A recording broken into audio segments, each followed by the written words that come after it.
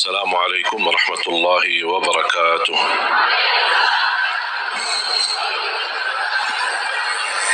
الحمد لله رب العالمين، وأشهد أن لا إله إلا الله وحده لا شريك له ولي الصالحين، وأشهد أن سيدنا ونبينا محمدا عبده ورسوله الصادق الأمين. اللهم صل وسلم وبارك على سيدنا محمد وعلى آله وصحبه ومن تبعهم بإحسان إلى يوم الدين. سبحانك لا علم لنا إلا ما علمتنا إنك أنت العليم الحكيم. الحمد لله وشكر الله.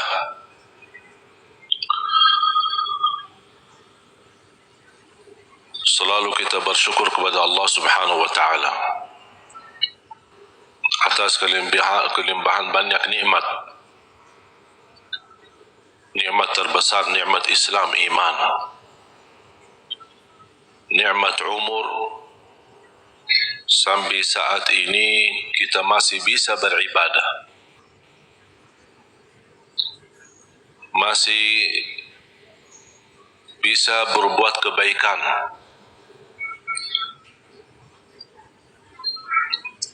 dan ini murni karunia dan taufik dari Allah Subhanahu wa taala.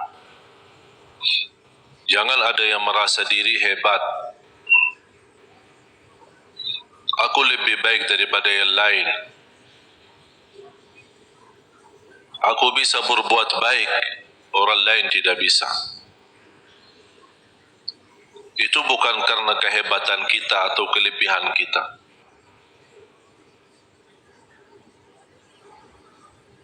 Kalau kita merasa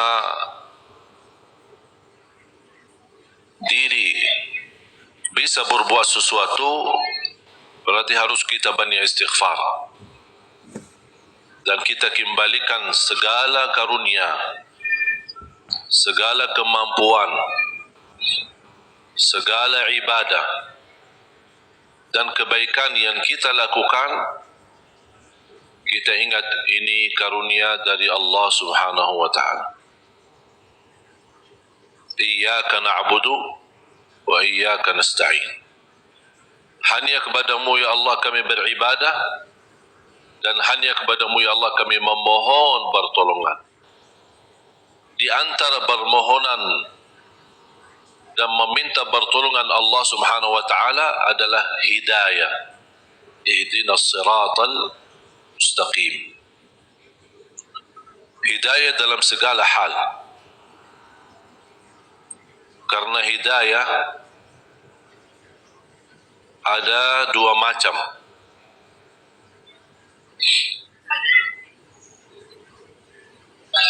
Hidayah dalalah atau irsyad. Hidayah irsyad atau dalalah. Maksudnya hidayah irsyad adalah ilmu yang kita belajari. Kita hadir di majlis seperti ini ingin mendapatkan hidayah. Hidayah irsyad adalah hidayah petunjuk, hidayah memberitahu, menambah ilmu. Karena tambah ilmu kita tidak bisa mendapatkan hidayah dari Allah Subhanahu wa taala. Semakin kita mengenal Allah lewat hidayah irsyad, semakin bertambah cinta kita kepada Allah Subhanahu wa taala. Dan hidayah irsyad itu tugas para nabi, dan sesudah para nabi dan rasul tugas para ulama, membagikan hidayah irsyad, menyampaikan, memberitahu mana yang baik buat umat, mana yang tidak baik. Itu hidayah pertama. Termasuk anda sekalian, Bapak Ibu, menghadiri majlis tempat belajar ilmu. Selepas majlis anda kembali, anda membawa hidayah irsyad. Bisa anda menyampaikan kepada keluarga yang tidak sempat hadir. Dan alhamdulillah dengan teknologi sekarang kita bisa berdakwah. Tidak harus kita memiliki ilmu yang banyak untuk berdakwah. Satu kebaikan yang kita pelajari sampaikan kepada yang lain. Kalau kita belum sempurna mengamalkannya, barangkali yang kita sudah sampaikan orang lain bisa mengamalkan lebih baik daripada diri kita, kita mendapatkan pahala yang sempurna. Oleh karena itu, buat apa kita berdakwah menyampaikan? Dan saya meyakinkan ketika saya menyampaikan sesuatu, bukan karena saya lebih baik daripada Bapak Ibu, tapi saya berharap dari Allah, ya Allah, apa yang saya sampaikan barangkali ada di antara jamaah yang bisa mengambil dan menjadi lebih baik daripada saya. Itulah yang saya ingin mendapatkan pahalanya. Oleh karena itu ketika kita menyampaikan, jangan ada yang merasa diri, kok aku belum ustaz, aku belum berilmu, aku belum fantas, masih banyak kekurangan, dosa saya masih banyak. Ya semua kita berdosa. Siapa yang tidak berdosa? Coba sebutin manusia yang tidak berdosa. Hanya Nabi dan Rasul yang Allah selamatkan dan lindungi mereka. Selain itu semuanya berdosa. Sahabat Rasulullah SAW pernah berdosa, dan semua ulama berdosa. Tidak ada yang maksum dan bersih dari dosa. Dosa besar, dosa kecil, tidak ada yang suci. Tapi karunia bagi ulama, aulia, salihin, ketika mereka berdosa, mereka sendiri tambah ditegur, tambah diingatkan, mereka sendiri sadar. Karena terisi hati mereka sifat malu sama Allah Subhanahu wa ta'ala. Terlanjur jatuh dalam dosa, mereka segera bertaubat dan memohon ampun kepada Allah Subhanahu wa ta'ala. Oleh karena itu, jangan kita melihat sifat kita yang menjadi hal menghalangi kita menyampaikan kebaikan. Kalau ada orang yang menolak kita, biarkan aja. Kita hanya sampaikan. Dan apa yang kita jalani lillahi ta'ala. Kalau memang lillahi ta'ala, jangan melihat nilai manusia. Ingat itu. Apapun yang anda lakukan lillahi ta'ala, jangan melihat apa kata manusia. Tolong hafal itu. Apapun amalan, ibadah, tahajud, hadir majlis ilmu, silaturrahim, apapun amalan kebaikan, kalau betul-betul lillahi ta'ala, jangan melihat atau mencari atau menunggu apa kata manusia.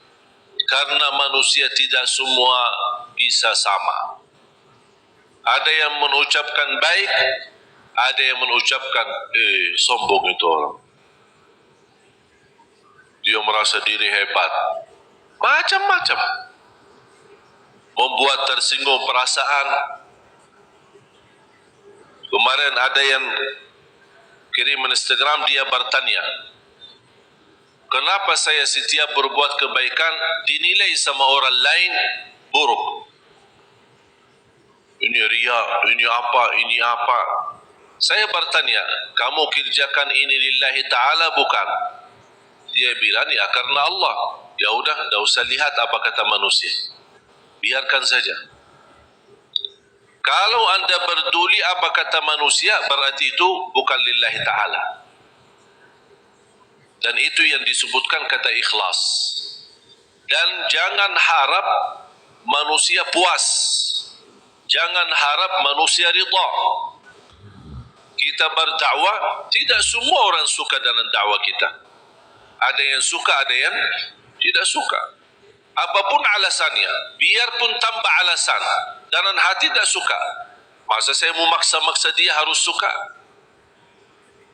Atau saya berdebat, kenapa kamu tidak suka dengan dakwah saya? Apapun alasannya, terserah. Itu pilihan dia. Kenapa aku yang pusing? Kalau dia milih suka atau tidak suka. Makanya yang kita harus menjadi target buat kita adalah semata-mata apa yang kita kerjakan lillahi ta'ala. Sungguh kalau kita fokus seperti ini, insya Allah tenang hati kita. Apa yang diucapkan oleh orang kita tidak berdulikan. Mau dia tetangga, mau dia sahabat, mau dia kerabat, tidak usah diberdulikan. Bahkan apa yang diucapkan oleh manusia, apalagi yang membuat perasaan kita tersinggung, jadikan teguran buat kita. Barangkali saya belum sempurna, barangkali saya belum baik, barangkali ada yang kurang. Udah menjadi pelajaran buat kita. Saya punya doa. Saya suka ketika mendengar berita ada orang koreksi saya atau menurani atau menyebutkan kata-kata yang kurang baik. Berhati-hatilah sama Syekh Ali Jabir atau apalah gitu. Begitu saya mendengar berita, saya suka mengucapkan satu doa. Ya Allah, kalau perkataan dia benar terhadap saya, ampunilah saya. Kalau perkataan dia tidak benar, ampunilah dia. Sudah selesai. Karena orang yang mengucapkan sesuatu pasti salah satu, benar atau salah. Kalau ternyata yang dia ucapkan fitnah, hanya ingin menjatuhkan nama baik, hanya ingin merusak nama baik, hanya ingin membuat fitnah, berarti saya mohon Allah ampuni dia. Semoga dia diampuni Allah. Tapi kalau apa yang dia ucapkan, oh ternyata benar, walaupun seberapa persen, oh benar, bagi saya ini menjadi pelajaran supaya saya lebih berhati-hati, lebih tambah ilmu, lebih mendalami agama, kemudian dan juga memohon ampun kepada Allah Subhanahu wa taala. Karena kita tidak maksum. Faham jamaah sekalian? Jadi tenang hatinya. Dengan ucapan orang yang jauh-jauh, malah kita yang pusing. Yang jauh biarkan jauh. Dan kita harus mengetahui irda'un nasi ghayatul la tudrak. Mencari ridha manusia itu sesuatu yang susah didapatkan. Susah. Tapi kita hidup di tengah manusia, bersabarlah menghadapi segala urusan, menghadapi segala tantangan. Man ardallah bisakhatin nas, ardallah radiyallahu anhu wa arda anhu nas. Barang siapa yang mencari ridha Allah, walaupun manusia tidak suka, Allah akan ridha terhadapnya dan Allah jadikan manusia ridha. Wa man ardan nas bi sakhatillah sakhitallahu anhu wa askhata anhu an-nas atau askhata alaihi an-nas. Dan barang siapa yang mengharapkan ridha manusia dengan kemurkaan Allah, ada orang yang na'udzubillah dia lebih berduli manusia daripada Allah. Yang penting manusia suka, yang penting orangnya senang. Kalau Allah dia tidak berduli. Apa yang akan terjadi kata Rasulullah SAW? Akan Allah murka terhadap dia dan Allah akan jadikan manusia tidak akan ridha terhadap dia. Berarti kuncinya di siapa? Di tangan Allah. Kembali kepada Allah Subhanahu wa taala. Makanya jemaah sekalian, ada satu ibadah bagi saya pribadi seindah ibadah. Indah ibadah, nikmat. Bahkan Rasulullah SAW sebutkan senjata bagi orang mukmin ibadah tersebut. Senjata. berdoa. Seindah ibadah bagi saya adalah doa. Bahkan orang yang tidak selalu berkenan berdoa kepada Allah, orang itu sombong. Sebagaimana Allah sebutkan di dalam surat Ghafir, surah 40 ayat 60.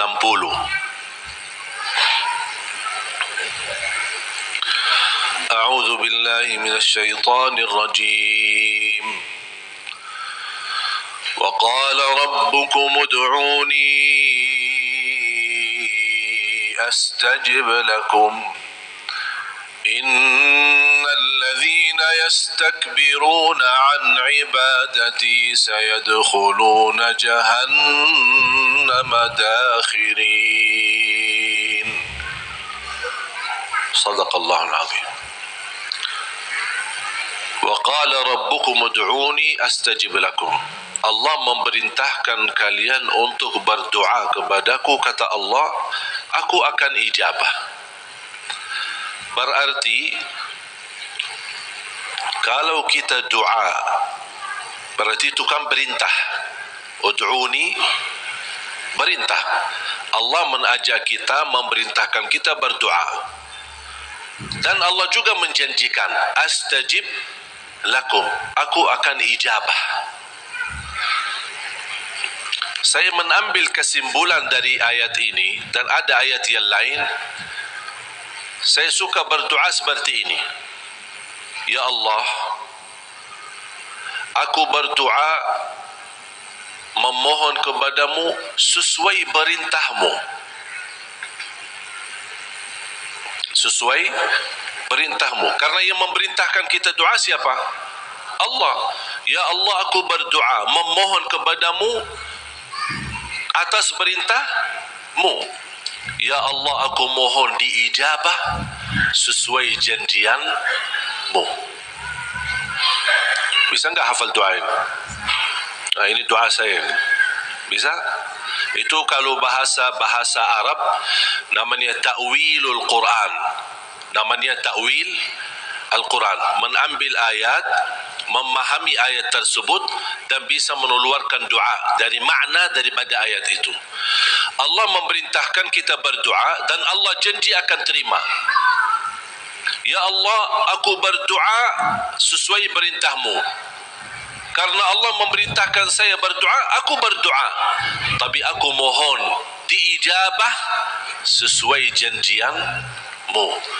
Karena sungguh innallaha la yukhliful mi'ad. Allah tidak mengingkari janji. Sebenarnya mengucapkan doa atau melafazkan doa itu kembali kepada kemampuan kita masing-masing. Tidak harus sesuai kata yang saya sampaikan, tapi yang saya harap Bapak Ibu fahami apa yang saya makna, apa yang saya maksud dan ucapkan. Bisa Anda membuat ucapan sendiri yang bisa menjadi tanda hubungan Anda sama Allah Subhanahu wa taala. Karena doa adalah hubungan hamba sama Allah.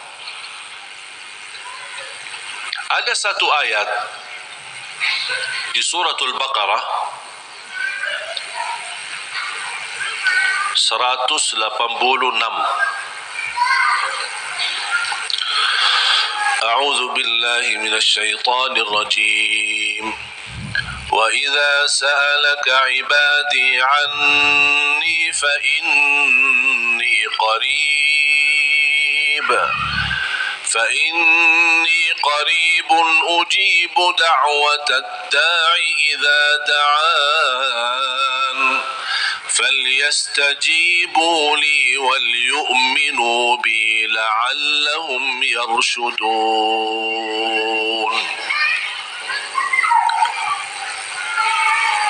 Ada sekelompok orang datang kepada Rasul. Ini sebab nuzul ayat ini.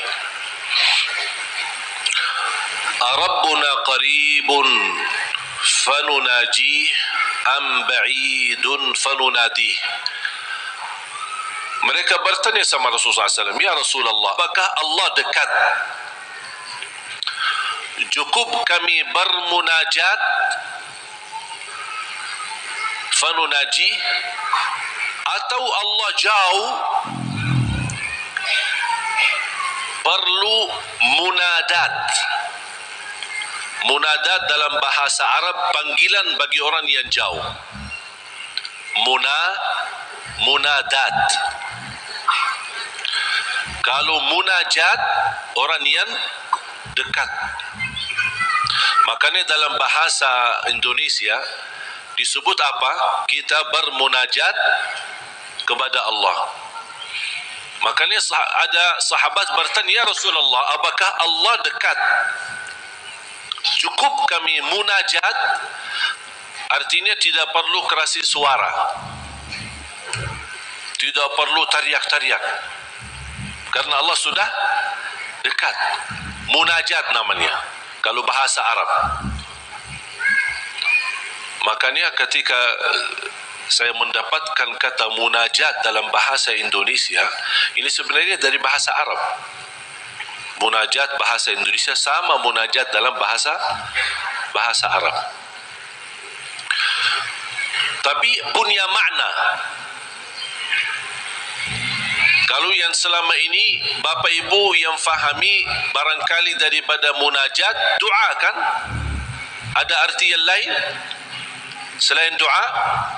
Tapi kalau dalam bahasa Arab, munajat, doa kepada Allah yang sangat dekat. Itulah artinya.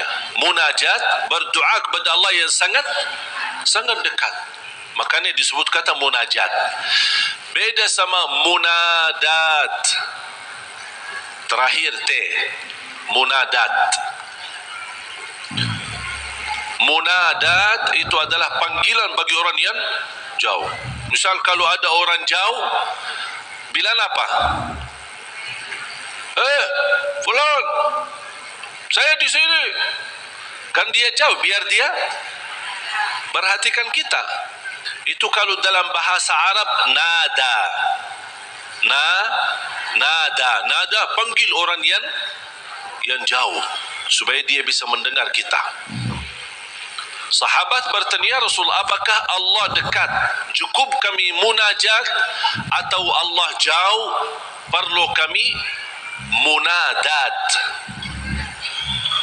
D dan terakhir T. Munadat. Rasulullah SAW diam, tidak menjawab. Turunnya wahyu membawakan ayat ini, Suratul Baqarah ayat 186.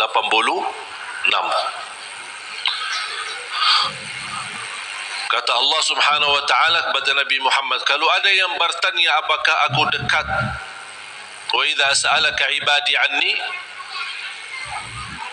atau jauh, jawablah, fa inni qarib, aku sangat dekat.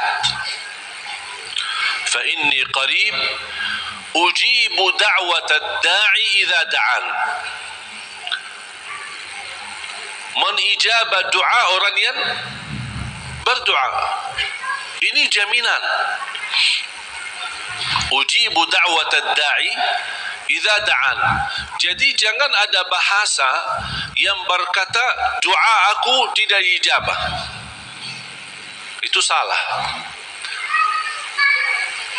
Karena Allah berfirman, bahkan ada ikatan, yang berdoa kepada aku ijabah. Artinya apa? Yang tidak berdoa kepada aku, buat apa aku ijabah? Betul tak? Berarti Allah sudah kaitkan yang berdoa yang tidak berdoa, tinggal anda milih. Tapi tidak boleh ada bahasa aku berdoa tapi kainnya diijabah. Oh, berarti salah kita. Tidak sesuai kalamullah, tidak sesuai ayat Al-Quran, bahkan tidak sesuai janji Allah, sebagaimana kita baca tadi di surat Ghafir, surah 40 ayat 60. Jadi jamaah sekalian, ketika berdoa yakini Doa itu bukan terpilih untuk seorang tertentu. Boleh minta doa sama orang salih, guru kita, ulama, kiai, habaib, boleh. Ketika kita berkesempatan jumpa mereka, tolong doain, semoga lancar, boleh. Tapi kalau tidak ketemu, tidak mau berdoa, mau enggak? Ya harus mau.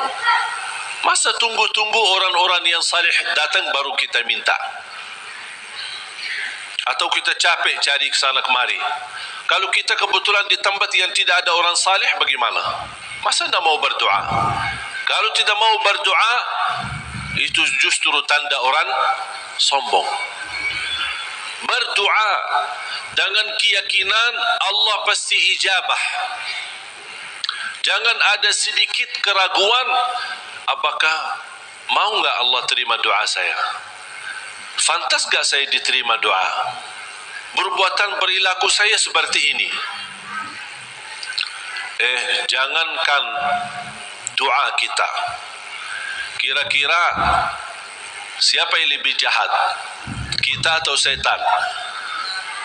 Hah? Oh, jawab dong.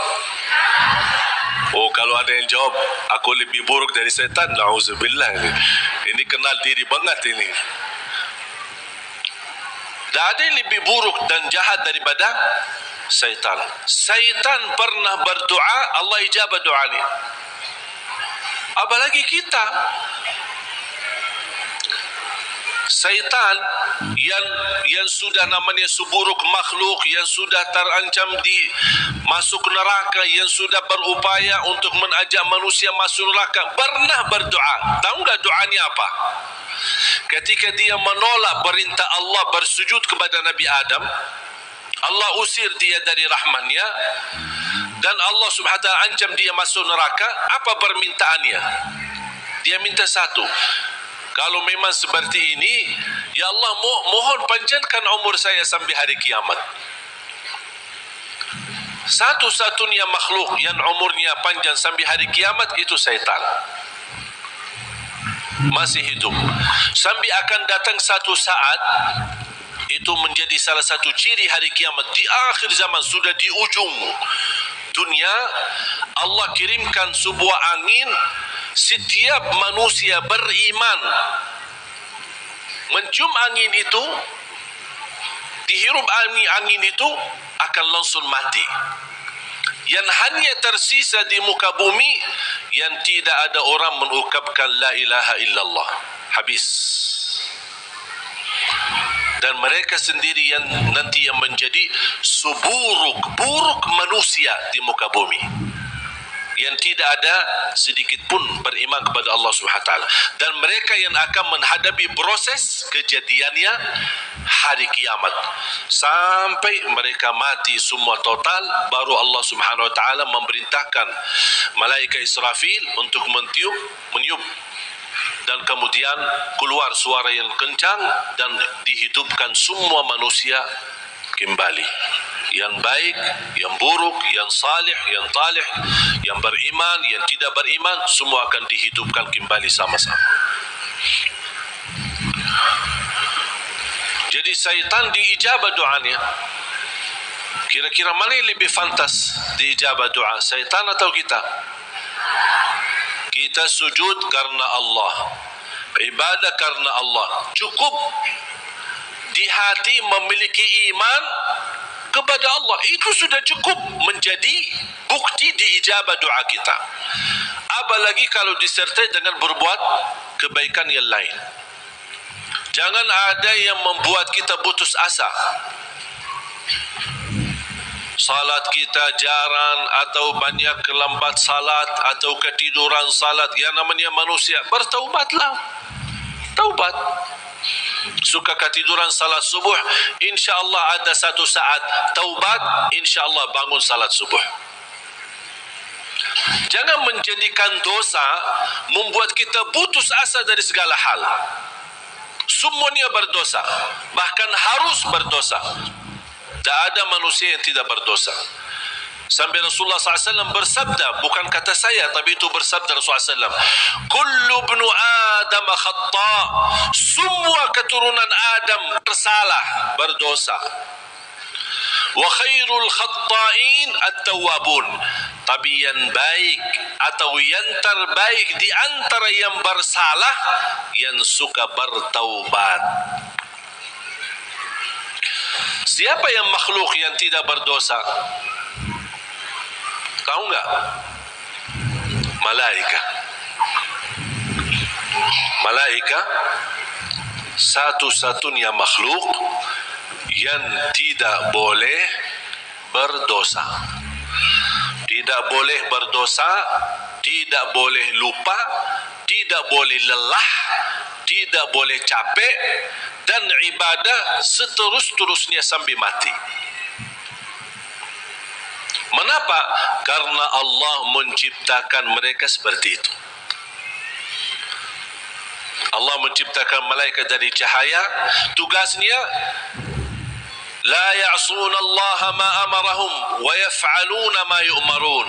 Sebagaimana Allah Subhanahu wa taala berfirman di surah At-Tahrim, sifat mereka, karakter malaikat adalah mereka tidak pernah berdosa dan bermaksiat terhadap perintah Allah Subhanahu wa taala, dan selalu mereka mengikuti dan melaksanakan perintahnya.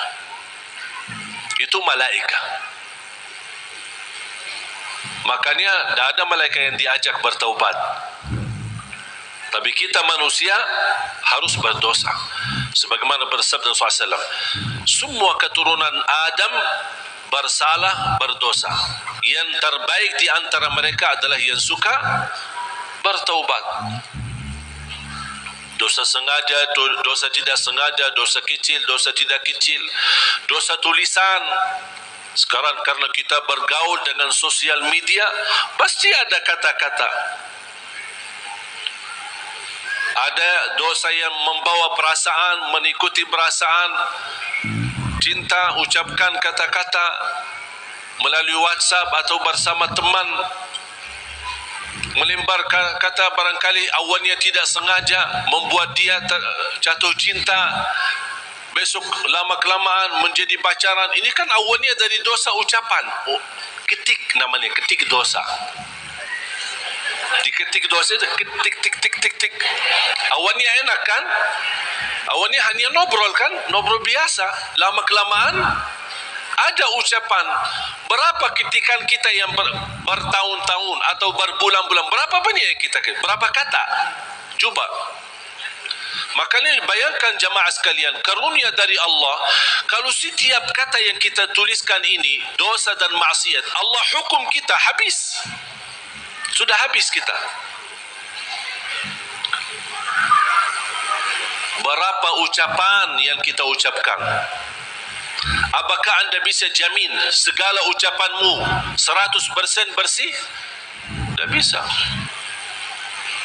Ada yang anda ucapkan tanpa sengaja membuat orang lain tersinggung, itu dosa. Membuat orang lain sakit hati, apalagi kalau sengaja. Makanya kenapa kita disuruh banyak istighfar? Karena dosa-dosa yang kita lakukan, tanpa kita sadari, mudah-mudahan diampuni Allah Subhanahu wa taala. Makanya salah satu karunia kata Rasulullah SAW, wassalatu ila salat mukaffirat. Salat dengan salat selanjutnya di antaranya adalah terhapus dosa-dosanya. Dari hari Jumat ke Jumat berikutnya terhapus di antaranya dosa-dosa kita.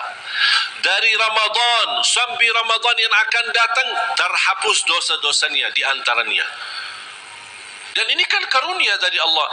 Kalau bukan karunia ampunan dosa-dosa itu, antara salat, antara azan dan iqamah, antara Ramadan sama Ramadan, antara Jumat sama Jumat, aduh, dosa kita bakal banyak sekali. Makanya ada seorang curhat kepada Imam Al-Hasan Al-Basri rahimahullah, aku dulu suka tahajud, tiba-tiba malas tahajud. Apa jawab beliau? Terikat dirimu dengan dosa. Yang membuat kamu berat bangun tahajud dosamu, bukan malas. Ada orang, kok kenapa malas? Bukan malas, tapi ada dosa yang kita lakukan. Barangkali belakangan kita sering membuat hati ibu kita sakit. Ibu mengharapkan sesuatu, tapi kita malah menolak, membuat dia tersinggung. Di saat kita duduk bersama ibu, kita tidak merasa hatinya tersinggung. Kita pergi tidur malam hari, kok dah bangun tahajud. Oh, ternyata dosa kesinggungan hati ibu membuat kita terikat, tidak bisa bangun tahajud. Apalagi dosa yang sengaja kita lakukan. Jadi ketika kita merasa kekurangan ibadah, segera bertaubat dan istighfar. Karena kekurangan ibadah bukan karena malas semu, bukan karena merasa diri sudah bosan beribadah. Tidak, pasti ada dosa. Harus bertanya diri, dosa apa yang saya lakukan sampai saya begitu malas ibadah? Dosa apa yang saya lakukan sampai sudah berubah sifat saya? Dulu saya suka salat di masjid, kok kenapa sekarang tidak suka ke masjid? Ada apa? Itu saking bahayanya dosa, sangat pengaruh dalam kehidupan kita. Makanya kalau kita terus beristighfar, selalu beristighfar, jangankan kita beristighfar karena dosa maksiat, beribadah saja kita butuh istighfar. Contoh, habis salat, Assalamualaikum warahmatullahi wabarakatuh, Assalamualaikum warahmatullahi wabarakatuh, terus Astaghfirullah. Kenapa? Apakah kita berbuat dosa? Apa itu salat dosa? Tidak, salat itu kebaikan. Tapi kenapa kita diminta habis selesai salat beristighfar? Seandainya ada kekurangan dalam salat kita, pasti kurang khusyuk, kurang ikhlas, banyak kekurangan dalam salat kita. Ya Allah, mohon diampuni dengan istighfar. Maka Rasulullah SAW sebagaimana diceritakan suka beristighfar dalam sehari lebih dari 70 kali. Ada satu riwayat 100 kali beristighfar.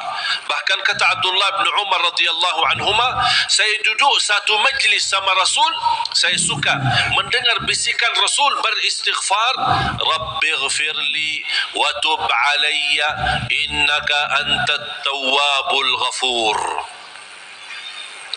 Rabbi ghfirli wa tub alayya innaka antat tawwabul ghafur. Ada satu riwayat, Rabbi ghfirli wa tub alayya innaka antat tawwabur rahim. Dalam satu duduk, sekali duduk 100 kali, kata Abdullah bin Umar, saya mendengar bisikan Rasulullah SAW beristighfar seperti itu. Rabbi ghfirli wa tub alayya innaka antat tawwabul ghafur. Sudah hafal belum? Coba. Rabbi ghfirli wa tub alayya innaka antat tawwabul ghafur. Memohon ampun, mohon diijabah dan diterima taubatnya. Allah Subhanahu wa taala Maha penerima taubat dan Maha pengampun. Bapak Ibu jamaah sekalian dimuliakan Allah Subhanahu wa taala. Kembali lagi semua berdoa. Jangan ada yang ragu-ragu terhadap doanya. Dan ingat, doa kita pasti diijabah walaupun proses melalui 3 hal. Doa pasti diijabah walaupun proses melalui 3 hal. Yang pertama, diijabah doa kita menolak takdir yang buruk, menghilangkan takdir yang buruk. Contoh, kita memohon, ya Allah kasih aku jodoh, tapi jodohnya belum datang. Ternyata dalam takdir, karena kita sering berdoa meminta sesuatu, Allah sudah ijabah, tapi Allah memilih daripada memberi jodoh, ada yang lebih daripada itu apa? Ternyata ada takdir yang jauh lebih buruk daripada jodoh yang kita minta. Makanya Allah geserkan takdir buruk itu karena doa kita. Turunnya bala, turun bala dari langit. Bala turun dari langit. Doa naik dari bumi, dari kita. Pas di udara bertemu, bala sama doa berantem. Berkelahi antara doa sama bala. Yang kalah siapa? Bala, dan doa naik. Artinya bala tidak jadi turun. Itu saking kuatnya dan berkahnya doa kita. Berarti doa pasti diijabah. Proses pertama, doa yang kita minta Allah belum ijabah secara langsung sesuai permintaan, tapi Allah menolak sebuah bala yang kita tidak tahu. Misal, tertulis dalam takdir kita hari ini akan kena kecelakaan motor. Tapi ternyata doa kita tidak pernah bilang, ya Allah selamatkan saya dari kecelakaan motor misalnya. Kita tidak berdoa seperti itu. Tapi karena Allah melihat dalam takdir ada bala yang akan turun hari ini, tapi karena kita suka berdoa, Allah memilih mana yang baik. Allah yang lebih tahu mana yang baik. Apakah ijabah sesuai permintaan atau Allah memberi penggantinya yang lebih baik. Ternyata penggantinya yang lebih baik, Allah memilih tolak bala. Allah bisa saja kasih jodohnya tapi karena kecelakaan motor. Nanti merasa nyesal. Aduh, baru sudah nikah atau ketemu jodohnya malah dirawat di rumah sakit. Kesal enggak? Merasa aduh gimana gitu. Makanya percaya jamaah sekalian, pilihan Allah itulah yang terbaik. Ada orang minta sama saya, boleh enggak saya berdoa? Saya suka sama seorang misal. Saya jatuh cinta sama dia. Boleh enggak saya berdoa, ya Allah aku minta dia, si fulanah itu, si ini. Boleh enggak saya berdoa seperti itu? Saya jawab apa? Kira-kira jawab apa? Boleh saja. Tapi saya usulkan, serahkan aja kepada Allah. Dan apa? Ya Allah, kalau memang dia baik bagi saya, mudahkan. Kalau tidak baik, ganti yang lebih baik. Tapi gimana aku jatuh cinta sama dia? Itu beda urusan.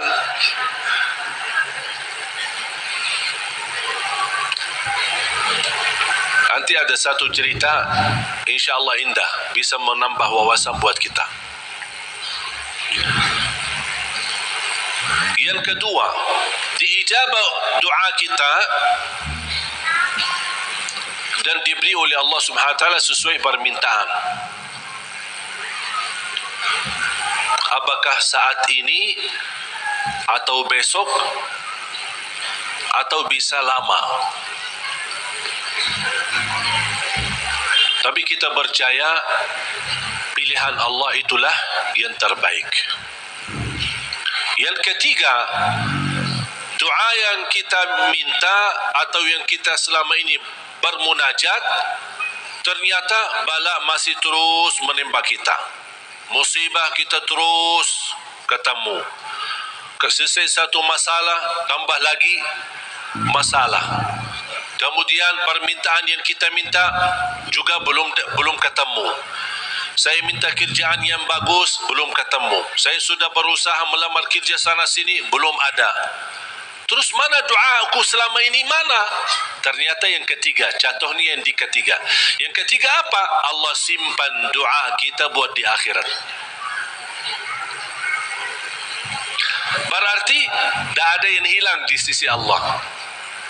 Kalau tidak tertolak bala, tidak diijabah sesuai permintaan, berarti yakini Oh, disimpan di akhirat.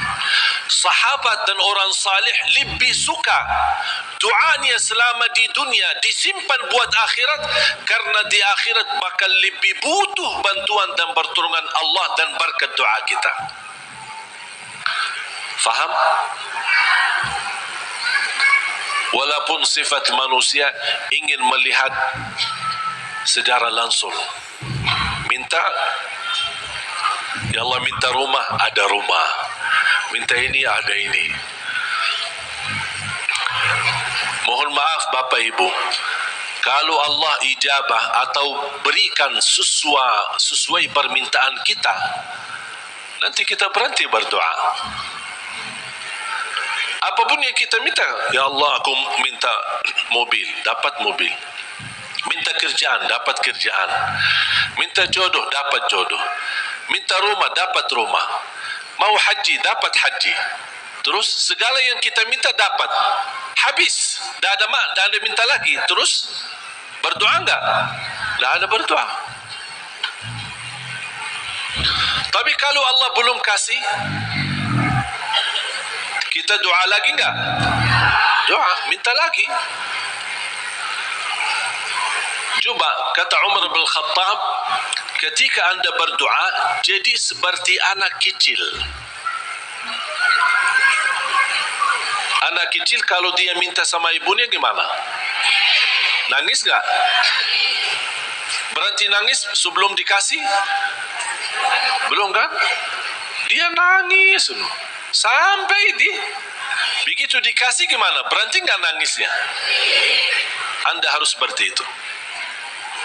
Doa nangis. Ya Allah belum kasih, aku nangis lagi dong. Belum dikasih, nangis lagi. Sampai Allah berkenan kasih. Dan ini sebenarnya bukan tujuannya Allah kasih atau tidak. Tapi ingat, titisan air mata ini yang menangis karena Allah akan selamatkanmu dari siksa neraka Jahannam. Rasulullah SAW bersabda, وعين بكت من خشية الله حرمها الله على النار لا تمسها النار.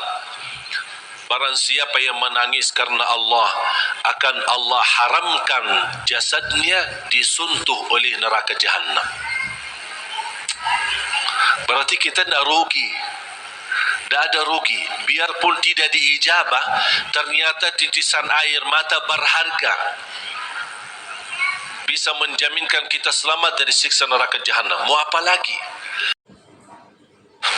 Nangisnya berharga, doanya pasti diijabah, dan cukup dari doa kita sudah membuat ibadah atau membawa sebuah ibadah yang dicintai Allah, karena Allah suka bisikan hamba. Apalagi kalau lama tak berdoa, Allah merindukan suara doanya kita.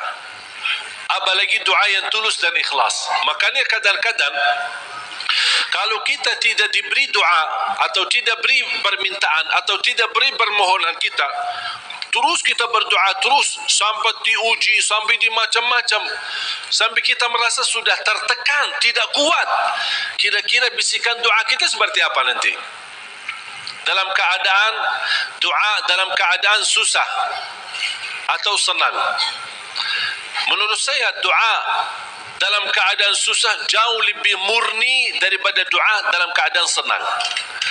Kalau dalam keadaan senang artinya ya biasa-biasa aja, dapat atau tidak dapat. Tapi coba kalau lagi stres, lagi pusing, lagi galau, gimana bisikan doa? Ya Allah, udah nangis duluan. Kata Allah, lama sekali. Makanya itu subhanallah, saya mengambil kesimpulan dari doa. Justru doa tanda Allah merindukan suara doa kita. Oleh karena itu jamaah sekalian, jangan berhenti berdoa. Terus berdoa. Nabi Yunus alaihi salam ketika tertahan di dalam perutnya ikan berlama-lama di bawah laut, dia tidak pernah berhenti dengan mengucapkan la ilaha illa anta subhanaka inni kuntu minadh zalimin. Kata Imam Ibnul Qayyim rahimahullah, barang siapa yang membaca doa ini dengan sepenuh keyakinan, pasti diijabah oleh Allah hajatnya. Karena Allah habis doa ini, apa kata Allah? Fastajabna lah, kami terima dan menijabah doanya. La ilaha illa anta subhanaka inni kuntu minadh zalimin. Oleh kerana itu kembali lagi, doa kita diijabah atau tidak? Saya bertanya, doa kita diijabah atau tidak? Diijabah. Yakin? Terus berdoa. Dalam keadaan apapun selalu kita berdoa. Apalagi dalam keadaan susah yang kita yakini tidak ada Tuhan yang bantu kita, tidak ada makhluk yang bisa menolong kita, tidak ada sesuatu yang bisa mengangkat segala musibah dan bala yang kita hadapi, hanya Allah Subhanahu wa ta'ala. Apalagi dalam sujud, sempatkan dalam sujud, karena Rasulullah SAW bersabda, aqrabu ma yakunu al-'abdu ila rabbi wa huwa sajid. Hamba ketika dalam keadaan sujud, posisinya sangat dekat kepada Allah. Makanya di akhir hadis Rasulullah SAW bersabda, fa'akthiru minad du'a, barbanyalah doa. Bisa menikmati doa insyaAllah mulai hari ini. Doa menurut saya sesuatu hubungan yang sangat indah sama Allah. Apalagi kalau bisa berdoa dengan cara curhat. Bisa enggak curhat sama Allah? Kalau lagi galau suka curhat enggak? Sering saya terima, Ustaz, boleh curhat enggak? Terus saya bilang apa ya? Boleh atau tidak? Saya bertanya, sudah curhat sama Allah belum? Dia bilang belum. Mau sama Ustaz dulu katanya. Ada saja. Belajar bagaimana bisa curhat. Sungguh kalau kita sudah biasa curhat sama Allah, tidak bakal curhat sama manusia. Jadi ketika berdoa, jangan hanya minta, ya Allah tolonglah, tolonglah ya Allah, ampunilah. Jangan hanya suka minta, cerita. Bisa enggak anda cerita? Allah kan lebih tahu. Allah tahu segala sesuatu. Tapi salah apa kalau saya cerita? Apa yang terjadi hari ini? Ya Allah, aku sudah niat baik, niat tulus, dan saya pergi ke sana malah seperti ini, dicaci maki, dihina, malah dianggap, dan suuzzan, buruk sangka. Habis gimana ya Allah? Cerita, curhat, seperti meminta solusi dari Allah Subhanahu wa taala. Kalau belum merasa ada jalan, wallahi akan merasa nikmat. Cukup anda bisa nikmat bersama Allah Subhanahu wa taala. Sebagaimana Nabi Yaqub ketika kehilangan anaknya, ada dia berkata apa? Qala innama ashku bathi wa huzni ila Allah. Aku hanya mampu curhat kepada Allah Subhanahu wa taala. Aku ingin cerita, padahal Allah tahu apa yang terjadi, tapi dia ingin cerita lagi sama Allah Subhanahu wa taala. Ungkapkan cerita ini kepada Allah, itu sudah merasa diri dan membuat hati kita tenang. Kembali kepada hidayah, dan saya tutupi cerita. Jadi hidayah yang pertama, hidayah dalalah wa irsyad. Seperti tugas para nabi dan rasul dan ulama berdakwah, dan anda semua bisa membagi hidayah irsyad, memberitahu ke orang lain lewat SMS, lewat WhatsApp, lewat apa saja yang kita mampu secara langsung. Yang kedua adalah hidayah taufiq. Hidayah taufiq. Habis kita dapat hidayah irsyad, habis kita sudah tahu, habis kita belajar, angkat tanganmu. Ya Allah, berilah kepada diri aku, berikan kepada kami semua hidayah taufikmu agar ilmu yang saya belajari bisa saya amalkan, bisa menjadi saksi baik, bisa membuat saya lebih baik, bisa merubah saya menjadi lebih baik, bisa menjadi mulia di mata manusia dan mulia di matamu ya Allah. Itu namanya hidayah taufik. Itu yang dimaksud ihdinas siratal mustaqim.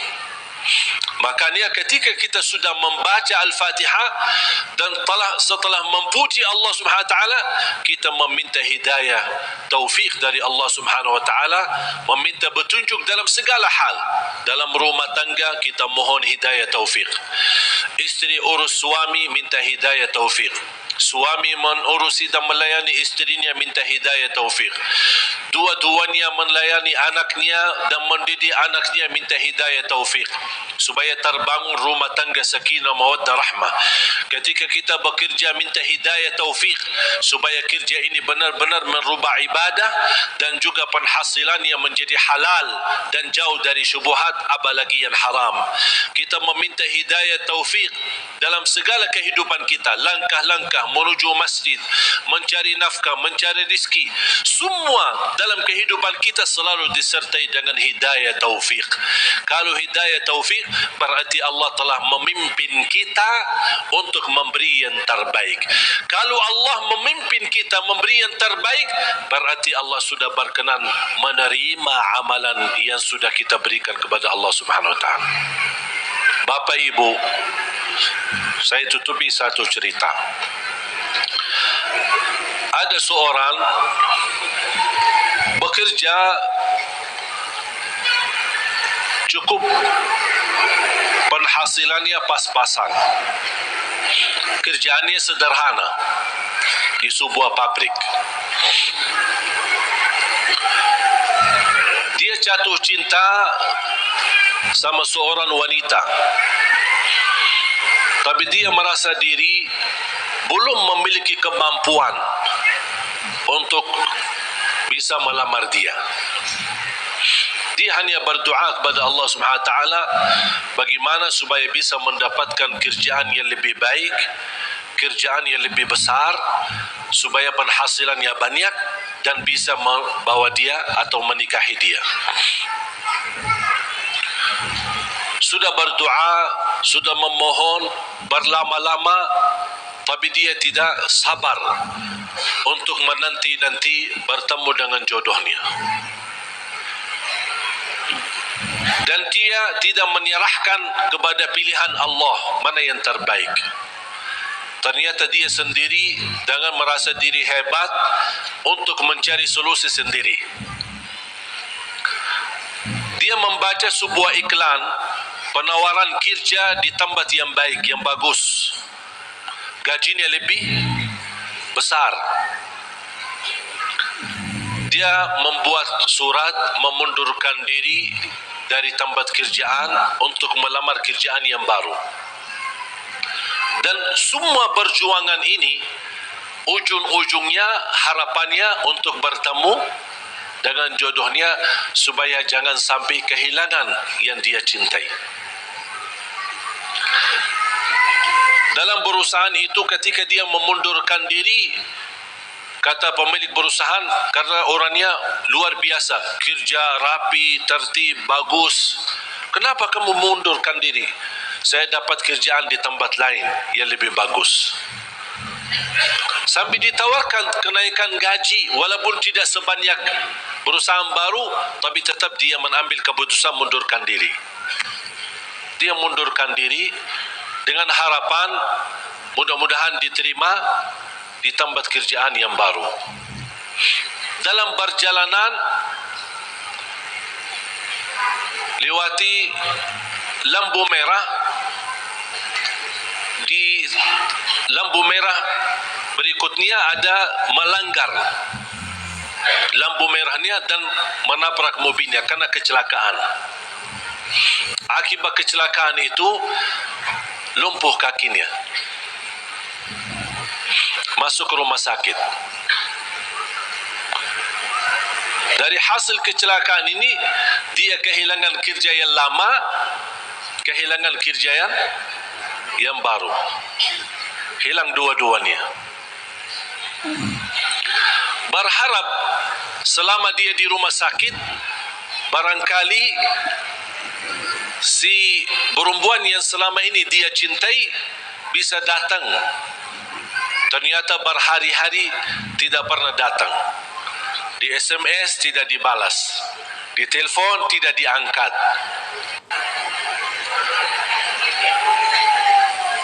Tapi dia tidak pernah putus asa karena masih cinta sama dia. Habis dia berupaya dan bekerja keras dari rumah sakit, akhirnya datang yang menjadi harapan dia, calon istrinya. Melihat keadaannya sudah tidak ada kaki, dalam keadaan tidak bisa bergerak, tidak bisa berbuat apa-apa. Datang melihat keadaannya, si calon istrinya ikut sedih, tapi tidak berbanyak bicara. Kemudian dia meninggalkan rumah sakit dia dan dia SMS kepada si laki, mohon maaf, barangkali kita bukan jodoh. Soalnya ada seorang yang datang ke rumah bapa melamar saya. Bertambah sakit. Sakit kaki ditambah sakit hati. Yang menabrak dia ketika kecelakaan ternyata seorang perempuan cantik dan dari keluarga yang kaya. Dan subhanallah, karena si perempuan ini merasa diri bersalah, selama di rumah sakit si perempuan ini terus melayani dengan ikhlas dan tulus. Tapi si laki ini masih hatinya ke si perempuan itu. Sampai alhamdulillah selesai dirawat di rumah sakit, dipindahkan ke rumahnya. Pas sampai ke rumahnya, masih si perempuan cantik itu suka datang ke rumahnya melayani. Dan ada ibunya juga, ibu si laki itu. Lama kelamaan sudah mulai terbawa hati dan perasaan. Tapi dia merasa malu. Wanita ini cantik, dari keluarga yang kaya, aku orang susah.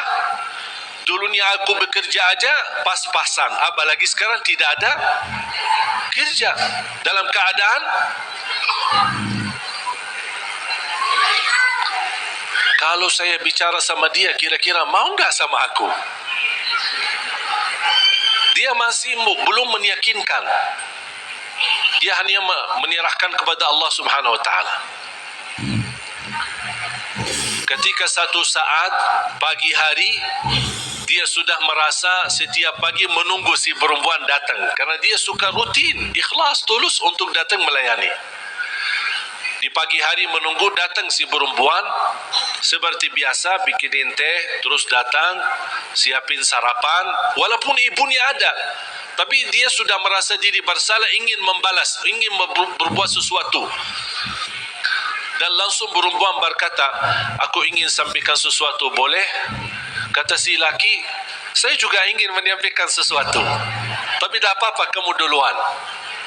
Langsung si perempuan dengan keberanian dia berkata, mau enggak berkenan saya jadi istrimu? Sama dengan harapan dia. Dia langsung kaget, seperti perasaan yang sama, keinginan yang sama, hati yang sama. Tapi langsung kata beliau, apa yang saya bisa berikan? Saya orang biasa, orang miskin, dalam keadaan begini, tidak bisa bekerja. Langsung perempuan ini, jangan fikirkan soal kerjaan. Ayah saya seorang pemilik perusahaan besar. Saya bisa mendapatkan kerjaan di tempat ayah saya. Langsung kata dia, bagaimana aku bisa bekerja dalam keadaan begini? Kerjaan kamu mudah di kantor, tidak perlu di lapangan.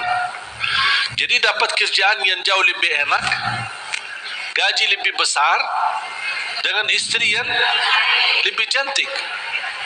Gimana si wanita itu, si perempuan itu yang melamar dia sudah nikah, ternyata hasil nikahnya tidak bertahan lama, cerai. Kenapa cerai? Karena tidak bisa punya keturunan. Sedangkan si laki yang kena kecelakaan, dia ingin nikahi perempuan itu karena ingin mendapatkan keturunan, karena dia suka sama anak-anak. Allah tahu kesukaan dia tidak akan dapat dengan perempuan ini, makanya Allah memilih dia dapat perempuan yang jauh lebih cantik, lebih kaya, bahkan terjamin mendapatkan keturunan. Walaupun kecelakaan.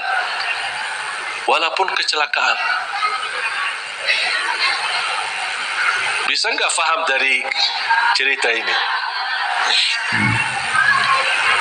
Pilihan Allah itulah yang terbaik. Walaupun karena kecelakaan. Artinya apa? Orang kecelakaan atau tidak kecelakaan, yakini pilihan Allah itulah yang terbaik. Makanya saya usulkan, kalau anda berdoa meminta sesuatu, disertai doamu dengan kata, ya Allah, kalau memang ini yang baik, mudahkan. Kalau ya Allah melihat ada yang lebih baik, berilah yang terbaik. Soal lamar kerja, soal jodoh, soal belajar, siswa di sini atau di luar negeri, dimanapun, apapun langkah yang anda ingin ambil keputusan, minta sama Allah, ya Allah, kalau memang keputusan saya ini itulah yang terbaik, mudahkan. Kalau tidak baik, ya Allah, pilihlah yang, tunjukkanlah kepada saya yang lebih baik. Percaya, Allah tidak ingin membuat kita susah. Makanya jangan kita membuat diri susah. Allah akan memberi yang terbaik walaupun prosesnya lewat ujian. Melalui ujian. Karena bisa jadi melalui ujian anda bisa menjadi jauh lebih mulia dan jauh lebih terkabul hajat sesuai pilihan Allah Subhanahu wa taala. Saya tidak milih datang ke Indonesia. Bahkan tidak pernah berdoa, ya Allah bawa saya ke Indonesia. Dan tidak pernah menjadi cita-cita saya untuk ke Indonesia. Tapi saya yakini apa yang Allah pilihkan buat saya nikmati, saya juga memberi yang terbaik karena Allah Subhanahu wa taala. Makanya di mana Allah tempatkanmu, di mana Allah posisikanmu, berilah yang terbaik lillahi ta'ala, menjadi pertama tanda syukur kita atas posisi kita, dan mudah-mudahan itulah yang menjadi pilihan Allah. Kalau itu yang menjadi pilihan Allah, berarti percayalah itulah yang terbaik. Faham?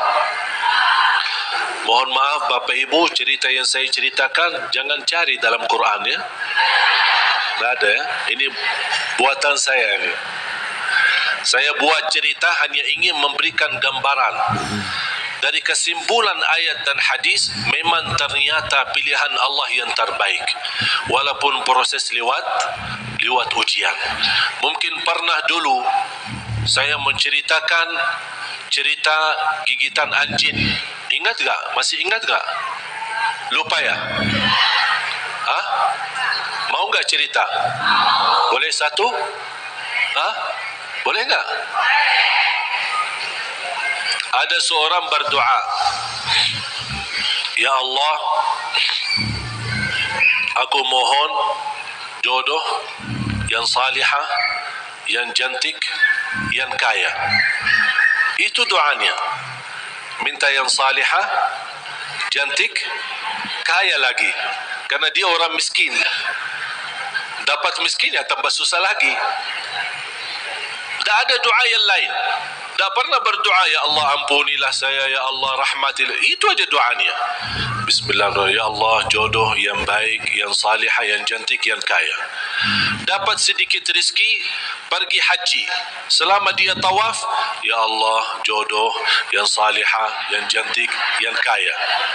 Safa Marwah, ya Allah, jodoh yang salihah, yang cantik, yang kaya. Itu aja doanya. Fokusnya luar biasa. Pas pulang kembali ke tanah air dalam keadaan sedang memimpikan dan membayangkan bagaimana ketemu jodohnya. Pas di kampung malam hari dia melewati jalan dikejar anjing. Dan anjing sifatnya kalau kita lari dikejar sampai digigit kakinya. Datang ambulan dibawa ke rumah sakit. Pas dalam perjalanan dia merasa nyesal. Ya Allah, selama ini minta jodoh yang salihah, yang cantik, yang kaya. Masa dikirimkan anjing? Merasa tidak terima gitu. Jadi aku selama ini minta ini kok dikirimin anjing. Artinya ujian. Dia tidak mau, merasa diri tidak terima. Pas sampai ke rumah sakit, dirawat sama seorang dokter yang salihah, yang cantik, yang kaya, jadi jodohnya.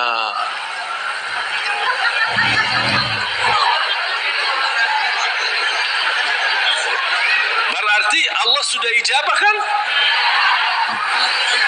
Tapi kata Allah, soalnya dia selama ini kan sehat, tidak pernah sakit. Allah kirimkan anjing gigit dia supaya sakit, dan ketemu jodohnya di rumah sakit. Alhamdulillah. Ya insyaAllah mudah-mudahan digigit.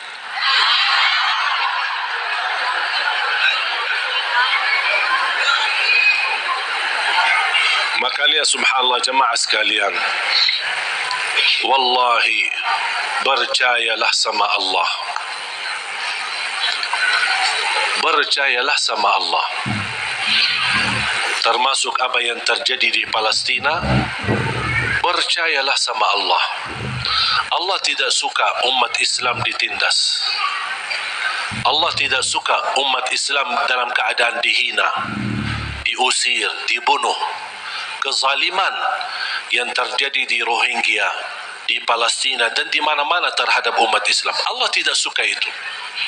Cuman pasti ada sesuatu yang Allah ingin tunjukkan, yang menjadi pilihan. Barangkali melalui ujian ini Allah ingin mewujudkan manusia yang kuat menghadapi segala tantangan. Dan juga salah satu hikmah, Allah ingin menunjukkan kepada dunia bagaimana kekuatan kebersamaan umat Islam. Dan alhamdulillah, menurut saya apa yang terjadi dari hasil diumumkan Al-Quds menjadi ibu kota Israel justru memang nampaknya ujian, tapi bagi saya nikmat, karena dari situ umat Islam mulai bersatu. Tidak pernah tergerak semua dunia, jangankan yang muslim, non-muslim pun tergerak. Semuanya turun di lapangan untuk menunjukkan ke mata dunia kami menolak proses ini. Dan inilah salah satu hikmah yang Allah ingin tunjukkan kepada manusia dan kepada musuh Islam, bagaimana kebersamaan kita, kepedulian kita. Walaupun kita memang tidak bisa membantu banyak untuk saudara kita Palestina, tapi upaya kita, sedekah kita, infak kita, doa kita dan rasa kepedulian kita mudah-mudahan menjadi tanda saksi baik. Ya Allah, itulah yang kami bisa berikan. Kami tidak bisa merubahkan keputusan, tapi kami bisa menunjukkan perasaan dan bisa menunjukkan yang baik dalam doa dan kekuatan kita, karena kekuatan kita adalah kebersamaan. Kalau kita bersatu, baru musuh Islam mulai memfikirkan jangan bermain-main lagi terhadap umat Islam. Makanya mari kita sama-sama menjaga kebersamaan kita. Tinggalkan perbedaan. Jangan kita membuat perbedaan menjadi berpecahan. Jadi perbedaan di antara kita adalah kekayaan ilmu yang bisa kita sama-sama menghormati dan sama-sama menjaga. Bukan sama-sama menjatuhkan dan sama-sama menjelekkan. Mari kita sama menjaga kebersamaan kita. Rapatkan saf kita untuk menunjukkan bukan kepada manusia tapi kepada Allah Subhanahu wa taala rasa kepedulian, rasa cinta bersama sesama muslim, sesama manusia yang sedang dihina, sedang ditindas, sedang dizalimi di saudara kita di negeri Palestina. Mari kita sama-sama dan kita menghebohkan dan mengajak semua untuk mengikuti aksi bela Palestina.